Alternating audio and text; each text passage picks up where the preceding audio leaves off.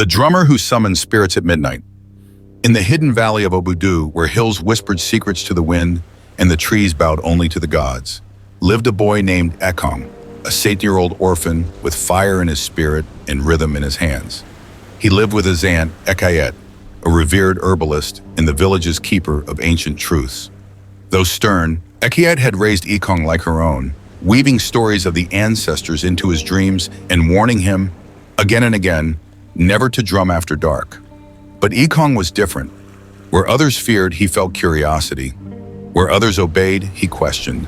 And at the center of his rebellion sat an old carved drum, his late father's sacred uko, sealed in cloth and tucked beneath their hut's floor. One night when the moon hung full and heavy, and the village lay in slumber, Ekong crept from his mat. The silence was thick, broken only by the chirping of crickets and the rustling of leaves. He carried the drum into the forest clearing, his heart thumping like a second rhythm in his chest. He began to play. The beat started low, then built. The ground trembled, the trees responded, swaying with unnatural rhythm. The air shifted, and then he appeared. A figure, ghostly and tall, emerged from the mist, draped in robes that shimmered like moonlight and shadow. His face bore tribal markings lost to history. He was Ayo, the spirit of a warrior drummer who had perished in battle centuries ago, mid-performance. His rhythm left unfinished, his soul bound to the drum beat he never completed. "Who dares summon the dead?" the spirit asked, his voice echoing like thunder across still waters.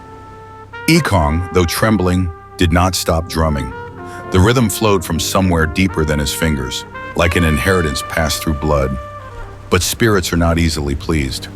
The next morning, the villagers awoke to strange signs.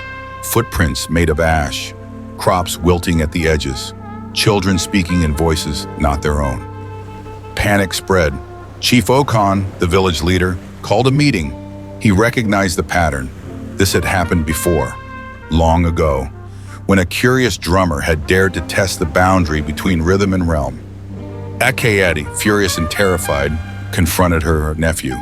But Ekong, wide-eyed and unrepentant, said only this: "The spirits are listening, and I must finish what was started." That night, armed with only his drum and the rhythm he felt in his bones, Ekong returned to the forest. Ayo awaited him, no longer angry but watchful. To save the village, Ekong had to complete the rhythm Ayo died with, a rhythm that was never written, only felt. Each beat summoned a memory, a fragment of a song only the ancestors knew. And so began the duel of drums, a cosmic performance between boy and spirit. Ekong's hands bled, his eyes burned, but he played deeper and deeper into the night until the sky itself began to change. Stars spun in rhythm and the wind sang harmony. One final beat and silence. Ayo stepped forward. "You have finished the song," he said, voice now calm, "and freed us all." The spirits faded with the wind.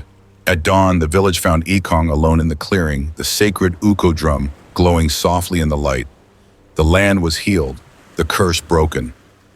From that day forward, no one dared play the drums after dark, except one. And even then, only when the moon was full. In Obudu, they still say, if you listen closely at midnight, you can hear the echo of a boy and a spirit, finishing the rhythm that bridged two worlds.